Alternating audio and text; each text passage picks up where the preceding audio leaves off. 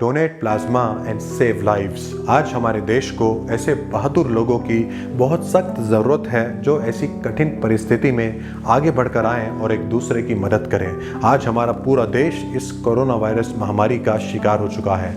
आप देख रहे हैं किस तरह से हॉस्पिटल्स भरे हुए हैं ऐसे लोगों से जिनको प्लाज्मा की सख्त ज़रूरत है। आज लोग रो रहे हैं, तड़प रहे हैं, मर रहे हैं, लाइन में लगे हुए हैं, लेकिन तब भी उनको प्लाज्मा नहीं मिल पा रहा है। तो मेरा आप सबसे ये निवेदन है, अगर आपके घर में कोई या फिर आपका कोई भी नोन कोरोना वायरस महामारी से रिकवर कर चुका है, ठीक हो चुका है, तो प्लीज़ आप उनको प्रेरित करें अपना प्लाज्मा डोनेट करने के लिए। आज हमारे सारे front line workers, doctors, nurses, police सब आगे बढ़ चढ़कर हिस्सा ले रहे हैं लोगों की मदद करने के लिए। अब ऐसे में थोड़ी सी जिम्मेदारी तो हमारी भी बनती है।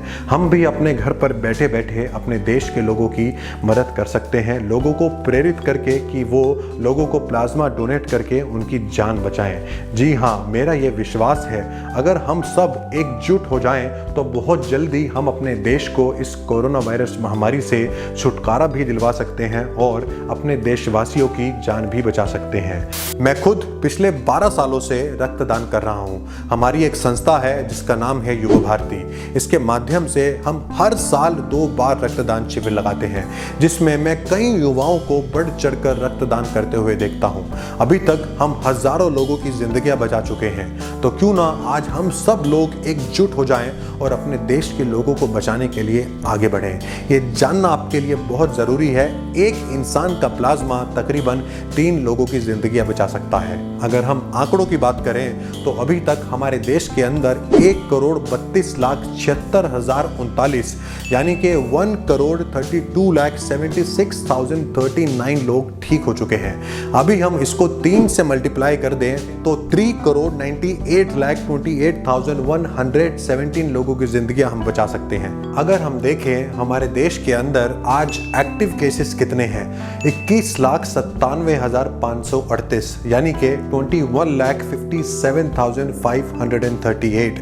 इसका मतलब है हमारे देश के अंदर जितने भी लोग कोरोना वायरस से ठीक हो चुके हैं उसके सिर्फ 5% लोग भी अगर अपना प्लाज्मा डोनेट करें तो हमारे देश में कोई भी इंसान प्लाज्मा की कमी से नहीं मरेगा।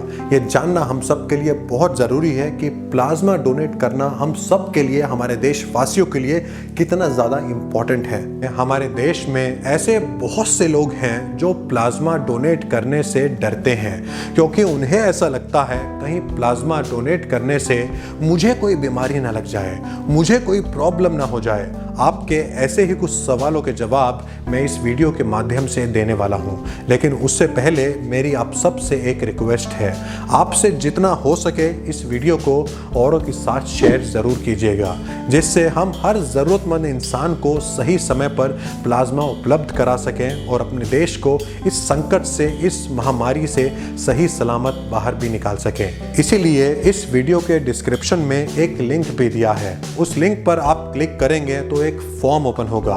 उस फॉर्म को फिल करके आपको सबमिट करना है तो आपकी सारी डिटेल्स हमारे पास आ जाएंगी। अब जैसे ही आपकी डिटेल्स हमारे पास आती हैं, हमारे टीम मेंबर्स जल्द से जल्द आपसे कांटेक्ट करेंगे। तो प्लीज़ बिल्कुल भी टाइम खराब ना करें और इस नेक काम को करने में हमारी मदद करें।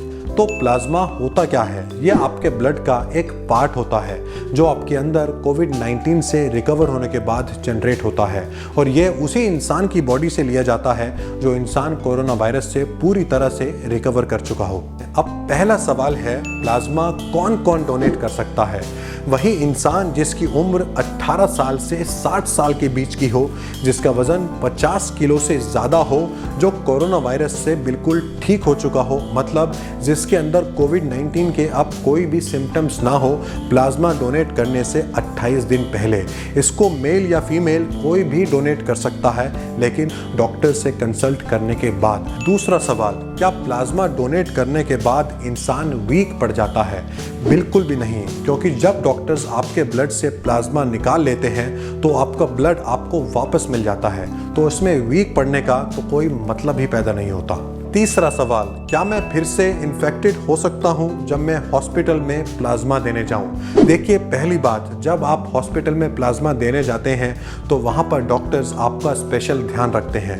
और दूसरी बात यह है, जब आप प्लाज्मा देते हैं, मतलब जब आप कोरोना वायरस से रिकवर कर जाते हैं, तो आपकी बॉडी के अंदर इनफ एंटीबॉडीज बन जाते हैं, जिसकी वजह से आप दोबारा इन्फेक्टेड नहीं होते। चौथा सवाल, कल अगर घर में किसी को एंटीबॉडीज की रिक्वायरमेंट होती है तो मैं उन्हें प्लाज्मा डोनेट नहीं कर पाऊंगा। बिल्कुल कर पाओगे, क्योंकि जब आप प्लाज्मा डोनेट करते हैं तो उसके 24 से 48 घंटे बाद आपकी बॉडी में फिर से प्लाज्मा बन जाते हैं, यानी कि आपकी बॉडी के अंदर इनफ एंटीबॉडीज बन जाती हैं, जिससे आप फिर से प्लाज्मा डोनेट करने के लिए एलिजिबल बन जाते हो। तो ये थे कुछ कॉमन क्वेश्चंस जो हम सबके मन में आते हैं प्लाज्मा डोनेट करने से पहले। तो घबराइएगा मत और बिल्कुल भी डरिएगा मत। खुद भी प्लाज्मा डोनेट करने के लिए आगे बढ़िएगा और दूसरों को भी मोटिवेट कीजिएगा, जिससे हम अपनों की जान बचा सकें और अपने देश को इस महामारी से, इस संकट से सही सलामत बाहर निकाल सकें।